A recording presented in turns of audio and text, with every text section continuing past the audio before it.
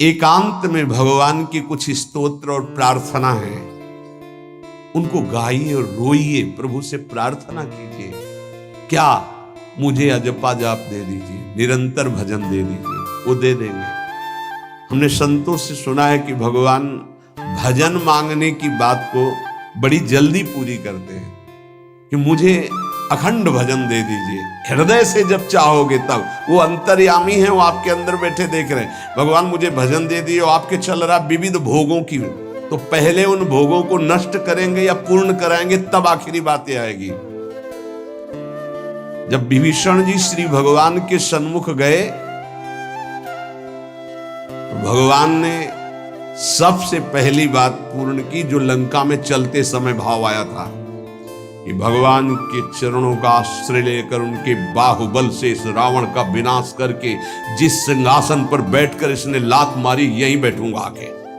पहला काम किया, समुद्र का जल मंगाकर लंकाधिपति पद पर अभिषिक्त कर दिया। और लंकेश कह के उन्होंने कहा कि प्रभु उर्कछु प्रथम वासना रही, प्रभु पद प्रीति सरित सो बही। प्रभु आपके चरणों के दर्शन से कोई कामना नहीं। तो भगवान कहते नहीं, पहले कामना की थी उसकी पूर्ति ले। हम भगवान से भजन मांगेंगे, साथ में नाना प्रकार की वासनाएं हैं, तो इसीलिए जब बहुकाल करी सत्संगा, सत्संग सुनते सुनते ये दिमाग में बैठ जाता है कि भोग वासनाएं, कामनाएं ये हमें फंसाने वाली हैं, हमें नहीं चाहिए। जब आपके अंदर से उदासीनता आएगी, तब भजन की मांग पूरी हो जाएगी। कभी कभी भगवान का गुणानुवाद करके एकांत में रोया करे साधक। कभी रोना आता है अपने इंद्रिय और मन के विलास की पूर्ति ना होने पर। इतने मोटे मोटे आंसू गिरते, तब लगता है कितने कीमती आंसू कितने घटिया जगह में गिरा रहे हो। अरे इन्हीं से प्रभु को खरीद लेते हैं। अगर उनके लिए रो देते तो इतने करुणामय है वो कि आपको आभास होने लगता। भले हम अंतःकरण उस कोटि की व्याकुलता नहीं कि मेरे प्रभु हम पर कितनी कृपा कर रहे हो, अगर हृदय से उनको पुकारे तो निश्चित वो अनुभव में आ जाते हैं। छोटी छोटी बातों में लोग रो देते हैं, ऐसे रो देते हैं, मोटे मोटे आंसू चल रहे बात में ऐसे, और प्रभु की चर्चा हो जाए घंटों, कोई फर्क नहीं पड़ेगा। ये तो आश्चर्य लगता है। और भक्तों को चाहे जितना भीषण कष्ट हो, कभी आंसू नहीं निकल सकते। जब आंसू निकलेंगे तो भगवत भाव में निकलेंगे। कह रहे नारायण स्वामी कि अजपा जाप के लिए भगवान से प्रार्थना करो। कभी कभी एकांत में उनके स्तोत्र हैं, गुण हैं, उनको गा गा कर रो, उनसे प्रार्थना करो, हे दीन बंधु मुझे अपना अखंड भजन दे दो। जो चाहिए सब प्राप्त हो जाएगा। भजन से क्या नहीं प्राप्त हो सकता। एकांत में बैठकर रोने से, ऐसे प्रतिदिन जब आप नियम बना करके प्रभु से प्रार्थना करेंगे। मीराबाई जी ऐसा ही करती थी, रात्रि में गिरधर से बात करती थी, प्रार्थना करती थी। नारायण स्वामी जी कह रहे उपासक ये बिल्कुल ध्यान रखे, यदि नाम सिद्ध करना है तो झूठ बोलना शपथ पूर्वक त्याग दे। झूठ नहीं बोलूंगा, सत्य बोलना इस अजपा जाप के लिए निहायत जरूरी है, निहायत जरूरी है। प्रार्थना है, काहे को मलिन करे जिह्वा। जब हम भगवत मार्ग में चल रहे तो ये याद भूल जाती है हमें कि हमें सत्य ही भाषण करना है, असत्य नहीं बोलना। ये हमें भूल जाते हैं। क्यों भूल जाते हैं? क्योंकि माया का ऐसा प्रभाव। अगर हम भजन के प्रेमी हैं, भजन बढ़ाना चाहते हैं, तो हम झूठ क्यों बोले? सारे जगत में जो भी तुम्हारे सामने आवे, दृष्टि से उसको जरूर देखकर एक बार प्रणाम करो। मेरे प्रभु इस जीव जंतु के रूप में, जड़ के रूप में, चैतन्य के रूप में। इससे तुम्हारे हृदय में पवित्रता बढ़ेगी, अजपा जाप चलने में सहायक होगा। सत्य बोलना, भगवान से एकांत में रोकर प्रार्थना करना, सबके प्रति भगवत भाव रखकर प्रणाम करना, जिससे तुम्हारा कहीं दोष दर्शन नहीं होगा। किसी के मन को दुखाने वाली कभी बात न कहे, किसी को दुर्वचन न कहे, किसी का वैर भाव अपने हृदय में स्वीकार न करे। ये साधन मैंने स्वयं किया है नारायण की कृपा से इस दास को वेदांत का भी पूरा ज्ञान है और भक्ति मार्ग का भी, दोनों का आखिरी भाव समदर्शिता है, चाहे भक्ति से चाहे ज्ञान से। सब में ब्रह्म देखना, सब में वासुदेव देखना, सब में इष्ट देखना। भक्ति विषय में भजन और ज्ञान विषय में नारायण, ये दोनों बात भक्त में होनी चाहिए। भक्ति का प्रथम और अंतिम विश्राम भजन, हर समय भजन चलना, और आंतरिक ज्ञान का विषय सब में हमारे इष्ट देव, ये दो बातें जरूर होनी चाहिए परिपक्व भजनानंदी होने के लिए। अगर भगवान की प्राप्ति करनी है तो ये दो बातें बड़ी जोर की है, भजन निरंतर और जिसके भी सानिध्य में आए उसमें भगवत भाव करना। मेरे नारायण ने मुझसे कहा, वो फरमाया कि उनके पीछे पीछे मैं चलता हूं जो मेरे ऐसे भजन करने वाले भक्त होते हैं। और श्री कृष्ण चंद्र जी ने दयालुता में भागवत में कहा, अनुब्रजाम्य हम नित्यम पूयत्यंगुरेण भी। मुझे बहुत रोना आता है बात सुनकर के कि दास की चरण रज के लिए स्वामी पीछे पीछे डोलता है। किस भक्त के पीछे? जो दो बातें यहां कही, जो निरंतर नाम जप करता है और सब में भगवत भाव रखता है। तो भगवान नारायण ने स्वामी नारायण स्वामी से कहा कि मैं उसके पीछे पीछे डोलता हूं कि उसकी चरण रज मेरे ऊपर पड़ जाए।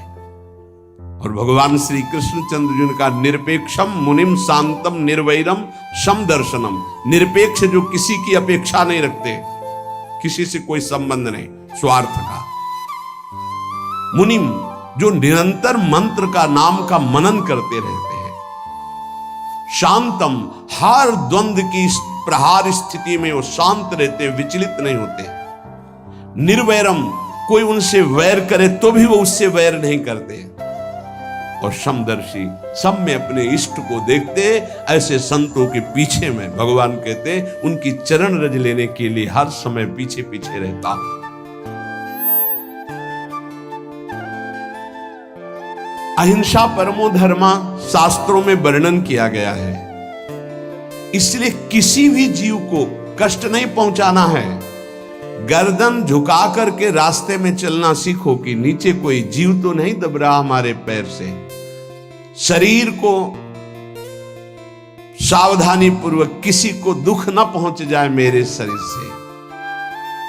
वाणी को संभाल कर, किसी के हृदय में बाघ बाण न लग जाए, वाणी का बाण न लग जाए।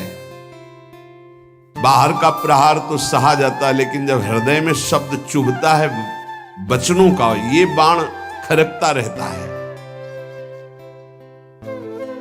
किसी भी जीव को कभी मारना नहीं, वो तुम्हें नुकसान नहीं पहुंचाएगा। गीता वाटिका में सांप निकला, फण वाला कोबरा। राधा बाबा ने कहा देखो अभी केवल हमने देखा है, अगर और लोग देखेंगे तो आपको पीड़ा पहुंचा सकते हैं, इसलिए एक लकड़ी उठाई और कहा मैं रास्ता बना रहा हूं, आप इधर से चले जाओ। ऐसे किया सांप। सब में भगवान है। अगर हम भगवत भाव करते हैं तो निश्चित वहां से कोई विरोध नहीं होगा। जब हम भगवत भाव करते तो सर्वात्मा भगवान वहां विराजमान, कैसे आक्रमण करेंगे? जैसे रत्नावती जी के लिए माधव सिंह ने जंगली शेर पिंजड़े में बंधवा कर वहां लाए और ऊपर से बालकनी से पिंजड़े का ऐसा खींच दिया गया, शेर बाहर निकला दहाड़ता हुआ। और वो पूजा में थी ठाकुर जी के। संतशाला में बहुत से संत विराजमान थे। दासी ने कहा महारानी सावधान, सिंह आरती करने जा रही थी, मुड़ी और कहा नहीं सिंह नहीं, नृसिंह, हमारे भगवान नृसिंह देव पधारे। और थाल लेकर मुड़ी तो जैसे सीधी गाय ऐसे खड़े हो गए, तिलक लगाया, आरती की, प्रणाम किया।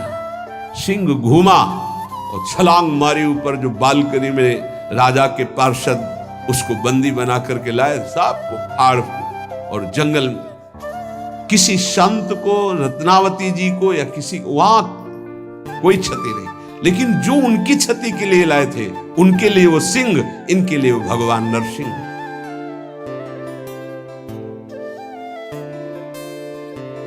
यथा योग्य दूसरे की सहायता करना, ये अपने भजन को बढ़ाने के लिए अत्यंत आवश्यक है। नारायण स्वामी जी कहते हैं साधु क्या सहायता करेगा? मान लो जो अकिंचन है वो क्या सहायता करेगा? तो विद्या दान सबसे बड़ा दान है। तुमने जो शास्त्रों में स्वाध्याय किया है, जो अनुभव किया है, वो दूसरों को दो। जो अधिकारी है, जो दैन्य है, जो सुनना चाहता है, उसे जरूर सुनाना चाहिए। जो विद्या का दान करता है, भगवान का भजन बहुत सहजता से होने लगता है दूसरे को भजन में लगाने की बात। इसीलिए जैसे आप गृहस्थ में हैं तो आप अपने परिवार के छोटे बच्चे बड़े सब 5 मिनट आप राधा राधा कहिए, आप 10 मिनट भजन कीजिए, आप स्वयं कीर्तन कीजिए, पूरे परिवार को सुनने को मिले, बहुत लाभ मिलता है। सब अगर नगर कीर्तन करें तो लाखों लोगों के पाप नष्ट हो जाए, आपको बहुत जल्दी भगवत प्राप्ति हो जाए। ये साधन होते थे। अब क्या हो गया कि इतनी भजन के प्रति लघु बुद्धि हो गई कि शर्म लगेगी कि हम पूरे गांव में कैसे कीर्तन करें। जो शर्म लगने वाली बातें उनमें शर्म नहीं, नाम जप में शर्म लगेगी कि हम 10 लोग मिलकर नगर कीर्तन करें। पहले ऐसा था, प्रातः 4 बजे गांव के 10-20 लोग बड़े बूढ़े मंजीरा लेकर ढोलक लेकर के आसपास गांव में फेरी देते थे, जिसे प्रभात फेरी कहते थे, और वो नाम कीर्तन करते हुए कितनी सुंदर प्रथाएं थी। शाम के समय रामायण या भागवत की कथाएं कोई जो पढ़ा लिखा है वो सुना रहा है, 10, 20, 50 ऐसे आसपास के घरों के लोग बैठकर भगवान की चर्चा सुन रहे हैं। ये जरूर करना चाहिए, जो भजन के लिए बहुत उत्साह बढ़ता है। ध्यान करते समय, भजन करते समय मन तुम्हें घुमा घुमा कर माया में फंसाएगा। नारायण स्वामी का अनुभव, तुम्हें उसको घुमा घुमा के भजन में लाना है, ये युद्ध करना है। मन ने जो मांगा वही हम देने के लिए तैयार हो जाते हैं। ध्रुवदास जी कहते हैं, मन अब तक तूने जो कहा मैंने किया, मैं जो कहता हूं तुम्हें करना पड़ेगा। थोड़ा तो हिम्मत लाओ मन से लड़ने के लिए, और किसी से लड़ने की जरूरत नहीं। मन को जीत गए तो सच्चे गुरु बन जाओगे। मन को जिसने चेला बना लिया वही सच्चा गुरु नहीं। मन के सब चेला हैं, कोई बिरला ऐसा है जो मन को अपने शिष्य बना ले। बहुत ध्यान दीजिए, लाखों बार प्रश्न आते हैं ये। मन जब तुम भजन में बैठोगे तो घुमा घुमा कर माया में मारेगा, आपको वहीं गिराएगा। तुमको ये करना है कि उसे घुमा घुमा कर नाम में लाना है। चल राधा राधा राधा, तेरी एक बात नहीं सुनेंगे। इस साधन के करने से मन की शक्ति जो विषय भोगों में फंसाने वाली है वो कम हो जाती है। ध्यान दीजिए, बड़े अनुभवी महात्मा है नारायण स्वामी। बार बार जब आप अपने मन को संसार की तरफ जाते हुए से घसीट कर नाम में लाएंगे तो कमजोर पड़ जाएगा और वो तुम्हारे अधीन होने लगेगा। मन जिसने अधीन कर लिया वो साक्षात भगवत स्वरूप हो जाता है। मन मारिया तन बस में की ना, हुआ भरम सब दूर। बाहर से कछु दिखत नाही, अंदर चमके नूर। आपो त्याग जगत में बैठे नहीं किसी से काम, उनमें तू कछु अंतर नाही, संत कहो चाहे राम। वो भगवान का स्वरूप हो जाते हैं। मन की प्रत्येक स्फुरणा पर ध्यान रहे, वो तुम्हें संसार की तरफ घुमा घुमा कर मारेगा, तुम्हें घुमा के नाम में लाना है। ये साधन तुम्हें अजपा जाप में स्थित करेगा। मन रूपी दर्पण को साफ करना है। जो जो वासना आवे उस वासना को नहीं भोगना है। इससे मन रूपी दर्पण साफ हो जाएगा। जैसे जैसे तुम वासनाओं को भोगते हो वैसे वैसे मन के ऊपर परत चढ़ती चली जाती है मल की, और जैसे जैसे तुम वासनाओं को नहीं भोगते हो तो मन निर्वासनिक होता जाता है। भोगने से सुख नहीं मिलेगा, ना भोगने से सुख मिलेगा। भोगने से शांति नहीं मिलेगी, ना भोगने से शांति मिलेगी। त्यागात् शांतिरंतरम। अब बहुत बुरा बैठ गया है हमारे हृदय में कि हमारे मन में जो